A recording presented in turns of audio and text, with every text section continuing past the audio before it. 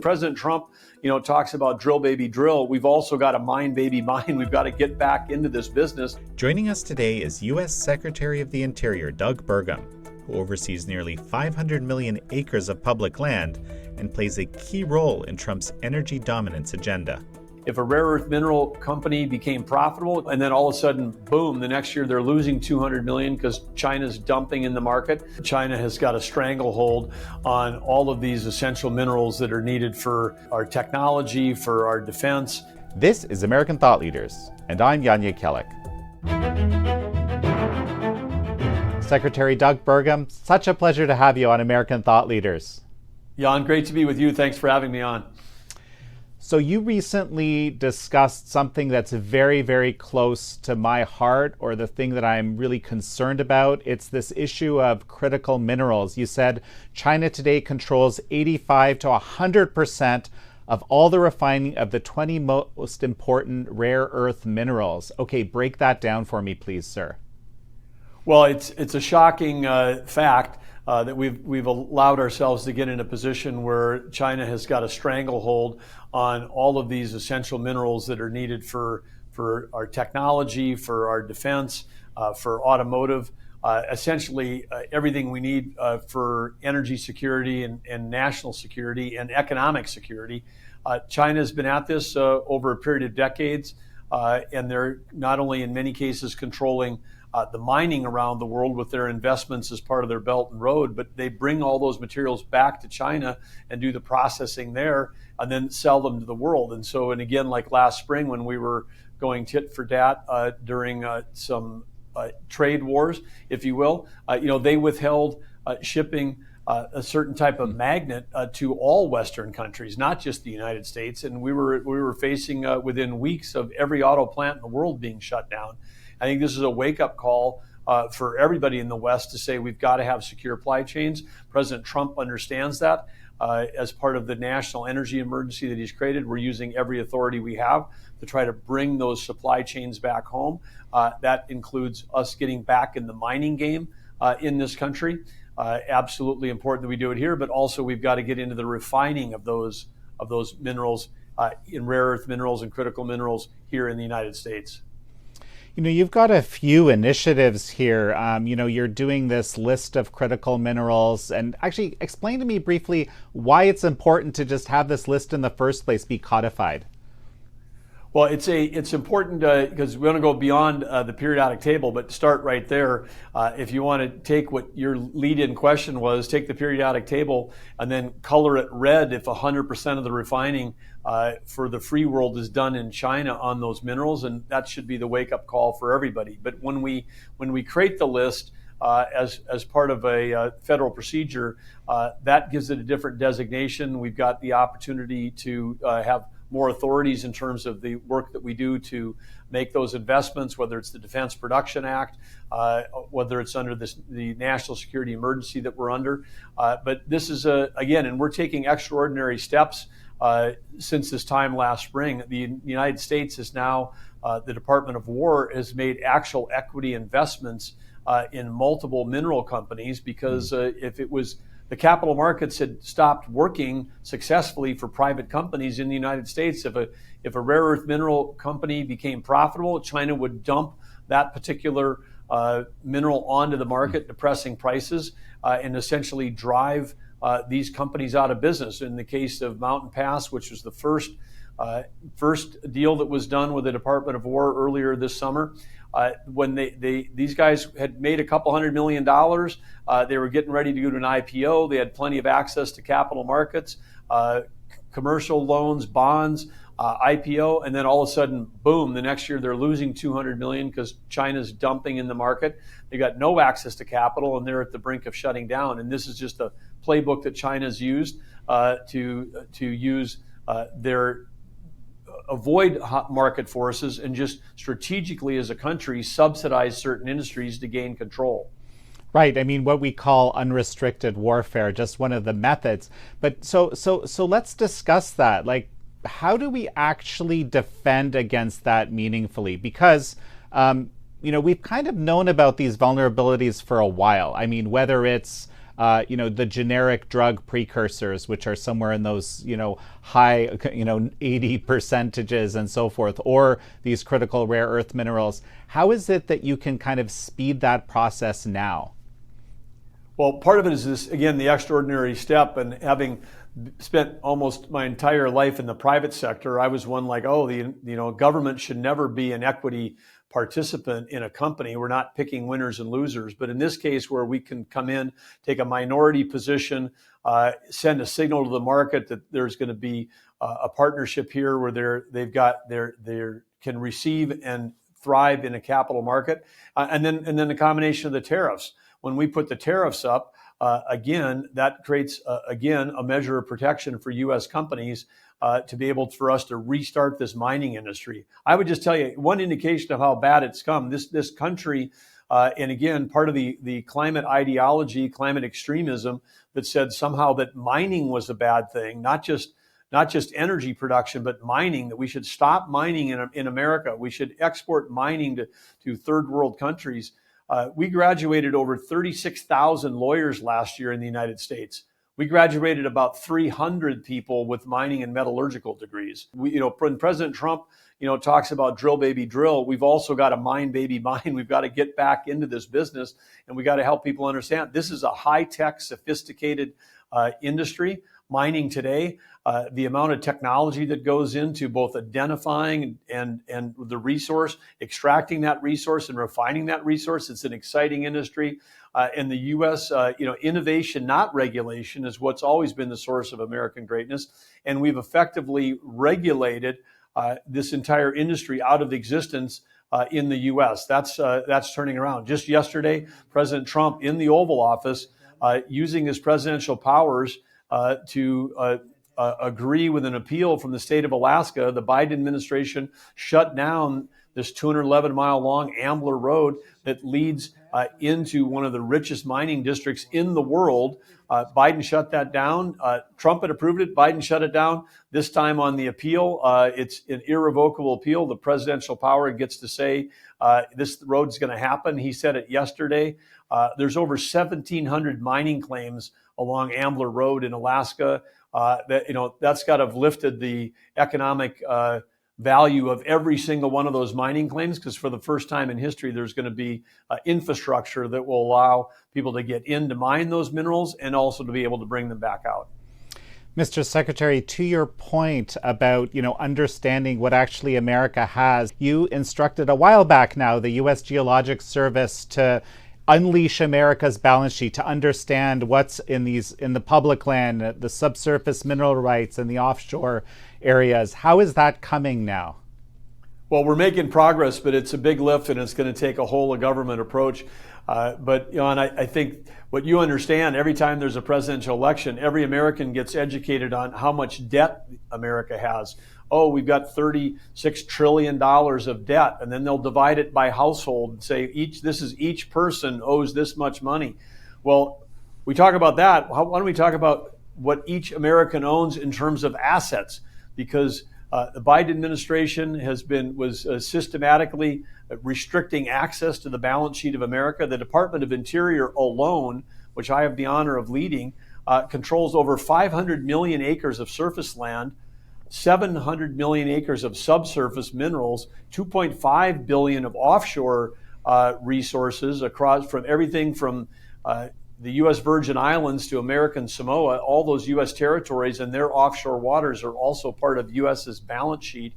And then you throw in the U.S. Forest Service in the Department of Agriculture, and you add in another couple 100 million acres of surface land. So if Interior was a standalone company, it would have the largest balance sheet in the world. It would also have, among the largest balance, it would have the worst returns in the world, because we've restricted access to it. We tried to shut down the timber industry. We're trying to do, not we, but the Biden administration putting the clamps on timber production, on grazing, on mineral production on these public lands. When Theodore Roosevelt put away these hundreds of millions of acres, he specifically said that this was for the benefit and the enjoyment of the American public. Yes, for recreation, but also the benefit to access all of these minerals. So codifying that balance sheet has been something that we're working on across government. But just the Gulf of America offshore, 28 trillion in oil and gas resources that are there. Coal resources, close to $10 trillion of coal resources on public lands. And again, some of this stuff like the coal, Biden administration was basically not leasing any coal. They're saying we're going to just wipe 10 trillion off the U.S. balance sheet. They'd shut down millions and millions of acres for any kind of offshore activity in the Gulf of America. That also wiped trillions of dollars off the balance sheet. And when they did that, no one in the news could ever write a story about the financial impact. There'd be a story about, oh, they're saving XYZ territory or land or this or that. They're saving the planet. But there was never a financial number attached to it. And there's ways to save the planet. One way to save the planet is do all the energy and mining in the U.S. because we do it cleaner, better, safer, and smarter than anywhere. If you want to save the planet, you don't shut off the ability to develop in the country that actually has got the track record of carrying the most, innovating the most, and doing the safest and the most environmentally sound work of any country in the world. The U.S. has always led in that area. Right. So, I mean, unleashing energy production is, of course, I know you're collaborating with the Department of Energy in this whole realm. I understand that the energy companies, oil and so forth, have kind of rejigged around these kind of policies in the previous administration. Are they shifting back? It takes some time to actually, I guess, prepare to exploit these resources. How is that coming? Is that something we can see in the near term, that growth, or is it something that's coming further out? Well, I think the place we're really seeing it is in LNG exports. One of the things that, of course, under President Trump, energy dominance is really about energy abundance. It's nothing short of two words: peace and prosperity. Prosperity at home, because energy, whether it's the car you drive, the food you eat, the clothes you wear, there's an energy component to all of those. If we can get energy prices down, and through a combination of opening up the supply, reducing the permitting times, cutting the red tape that burden these industries, if we can do that, we can lower the cost of energy. But then in terms of peace abroad, President Trump already solving 7 global conflicts in 8 months. No one's ever been the peace president like he is. He's got 2 more to go. And which 2 more to go? We got Russia and Iran. Where are both of them getting their revenues from? They're getting them from energy sales. So as President Trump, says, we want to sell energy to our friends and allies so they don't have to buy it from our adversaries. Because if you're buying Iranian oil like China is, you're funding 24 terrorist groups. If you're a European country buying Russian oil or gas, you're funding the war that you're actually engaged in. I mean, we have countries that are buying Russian oil and gas and providing support to Ukraine. They're funding 2 sides of a war. It makes no sense.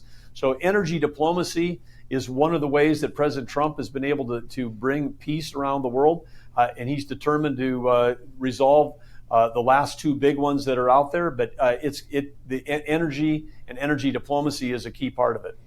Right. So let's jump back to this national security dimension, because really all of these things, again, whether it's critical rights or PPEs, they threatened to withhold PPEs back in the day on the manufacturing side, whether it's medical precursors, whether it's the ability to not be dependent outside on energy, it all ultimately comes down. This is the thing that keeps me up at night.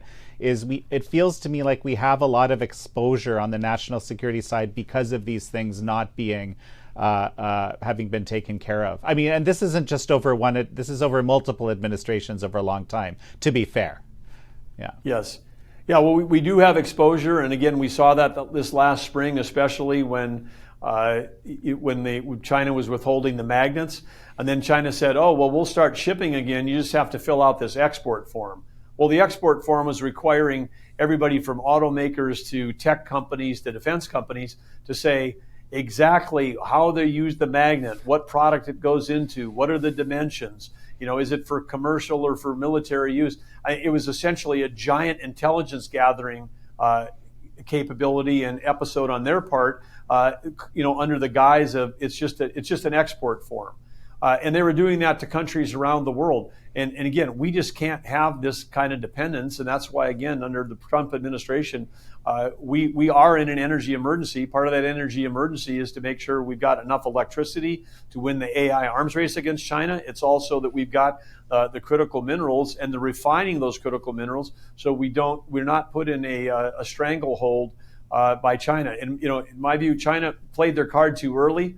They had a card. They played it at a time when we were not involved in any kind of kinetic. We're in a Cold War, essentially a trade war. We're certainly in a cyber war every day because of their attempts to steal our IP all the time. But amongst all the wars we're not in a kinetic war. But they played a pretty big trade war card.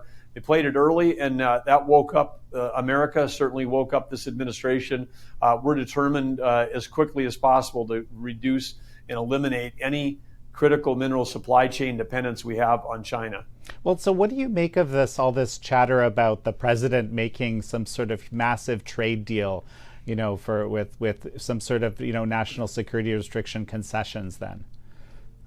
Well, we certainly hope that there won't be any national security concessions, but China, for the choke points that they have, they've also got a bunch of issues, whether it's the overblown stock market, whether it's the real estate overhang, whether it's the demographics that they have of an aging population that is and a slowing economic growth, that they've got a lot of debt in their economy. The fact that they're the most energy dependent country in the world, they import 11.5 million barrels of oil a day into that country. I mean, just to keep the lights on and keep it going. So those, in that sense, they've got a lot of dependencies going, and so they have energy security, they've got economic security problems as well, and I think right now when the tariffs are really having an impact on China because their whole model was built around building more supply than they needed domestically, dumping it on the world market to try to create employment at home, and if the U.S. shuts its doors. And can replace those goods, that takes away the largest market in the world, and that can create a lot of havoc economically back home for China. I think they're starting to realize that. I think they're going to come to the table with some concessions on their half. But again, it's a dangerous situation that we're in. Mr. Secretary, you raise a very good point here. The Chinese economy really only has one leg left, which is the export. And that's something we have to pay close attention to. And by the way, thank you very much for joining me here during this shutdown. I understand a lot of your department actually isn't functioning. Could you just tell us what's the situation right now and what are the challenges? Well, I'm a private sector guy, so this whole thing is just bizarro land to me, that we would actually have a mechanism where either party could allow the federal government to shut down. I mean, think if you're running a small hardware store, on Main Street, USA, and then all of a sudden one day you just tell your employees, hey, we're shutting down. We don't know when we're going to open up again, but you guys just go on furlough and stick around. And then your customers come and knock on the door, or they come online and your website's down and the doors are shut, and you're like, well, we're not sure when we're opening again. We're waiting for some, politicians to decide, when they've extracted enough benefit from this shutdown to somehow think. I mean, this is weird. If the Democrats want to pass legislation, they can introduce the legislation while the government's running and then battle it out in Congress and see if they can pass legislation. There's nothing good in this for the American people right now because, I'm sitting in a building that should hold about 4,000 people. And for the most part, no one's here except a bunch of President Trump's appointees that are, in the building. And they're also working without getting paid.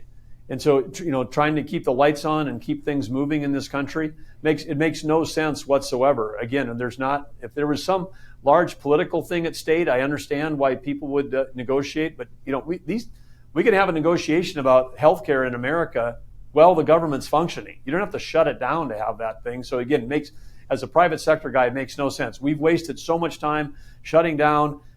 Then we're going to spend a bunch of time trying to gear up and start up, and meanwhile, is China shutting down this week? I don't think so. China's not taking a week off over some internal thing. And so again, the bigger picture here is that we hurt ourselves in world competition when we take these narrow, short-sighted, inside the Beltway DC views of the world, because government does perform functions. At Interior, we're finding funding sources. We're not allowed to spend appropriated dollars, but we're trying to keep permitting open, keeping the national parks open, trying to keep everything going. So all the things that you and I have talked about working on, Jan, we're not slowing down on any of that. But there's only a period of time, because we can only borrow money from so many other unappropriated buckets to keep things moving and keep the doors open.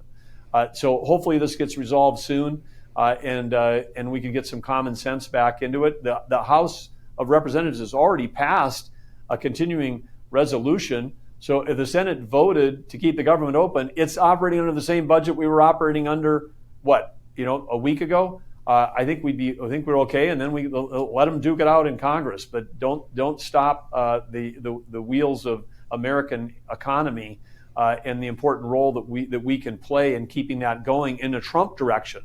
President Trump's got this economy turning around. This is not helping. Secretary Burgum, final thought as we finish? Well, I would just say, again, I'm very optimistic about the future. President Trump's leadership, whether it's ending wars at home, help reshoring manufacturing back, his focus on us building up the electrical power in this country that we need to win the AI arms race. Under President Biden, we were shutting down baseload and highly subsidizing forms of electricity, that wind and solar, that are intermittent and expensive. And on the solar side, most of those solar panels were coming from China. It was discovered that there was, kill switches being put in some of these. So the solar panels could be just as big a problem as Huawei was during Trump 1. If we want to have solar in this country, it better be from U.S. manufacturers and in ways where we can be secure about what the supply chain is. But meanwhile, President Trump just bringing common sense. We've got to get back in that. China added 93 gigawatts of coal last year. We need electricity. A kilowatt hour of electricity right now is worth more than it ever has been in history, because you could turn electricity directly into intelligence in what I call an AI factory. They're not really data centers. Data centers is one company and their customers. It's a closed loop. AI is a general purpose technology, a GPT. It can be used by any industry. Cure cancer, change education, transform the number of lawyers we need in America. There's all kinds of benefits that can come from having this kind of advanced intelligence going around. But we need power. We used to say that power is knowledge, or knowledge is power is what we used to say. Knowledge is power. That was a saying in almost every culture and every language, but it's flipped around. Now power creates knowledge, and we need more electricity to make it happen. President Trump understands that. He's whether it's on the nuclear energy side with the 4 executive orders that he put in earlier this year, which have helped bring a flood of new venture capital back into the nuclear business, or whether it is or whether it's all of the innovation that's occurring in other forms, whether it's not small modular nuclears, but geothermal. There's a bunch of exciting things happening. Oil and gas continues to get more efficient, and it's just essential to our economy. So it's exciting to see what's happening. And again, Western Europe can thank America. Western Europe has benefited so greatly from the LNG exports coming out of the United States. Our energy abundance has literally saved the EU during this time of conflict with Russia. And kudos to all those patriots that work across America's energy industries, because the work that they're doing to have safe, reliable, secure, affordable energy benefits every American, but it's certainly playing big on the world stage. Well, one final quick thought. Is it possible that through this AI revolution and incredible growth and hunger for power, hunger for energy, the narrative, perhaps the narrative on energy have been shifted?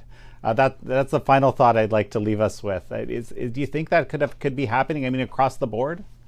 Well, absolutely. And I'll tell you, it started in Silicon Valley, because Silicon Valley made a 180-degree flip, and everybody that understood the AI revolution ended up showing up as a President Trump supporter. People said that wouldn't have been possible 2 years ago because of the direction where Silicon Valley was focused on all kinds of issues that were not related to national security, national defense, economic prosperity, America's future. And then they woke up one day and said, wow, there's not going to be enough electricity in America for us to power AI. There's not going to be enough electricity to power the market caps of our companies. We better get with a team that actually understands that, get with a team that is committed to actually producing power to win the AI arms race. And you saw virtually every major player in Silicon Valley came over. They came over, their awakening was all around energy and energy security. And again, it takes courage and curiosity and humility to switch your positions and switch the direction where they're going. But a credit to all those tech leaders that stood up and showed up and were standing by President Trump at the inauguration because they're part of the team that's going to help us win the AI arms race against China. Well, Secretary Doug Burgum, it's such a pleasure to have had you on. Thank you, Jan. Thank you all for joining Secretary Doug Burgum and me on this episode of American Thought Leaders. I'm your host, Jan Jekielek.